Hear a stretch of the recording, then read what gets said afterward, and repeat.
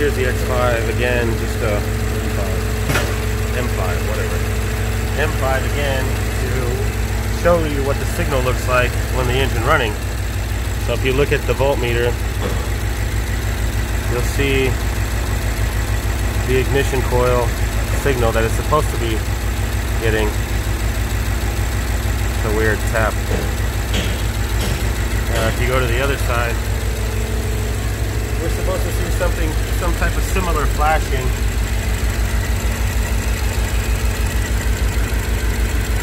And all we get is steady. So that the pulsating to the coil packs of fire is not happening from the computer. And that's what it looks like.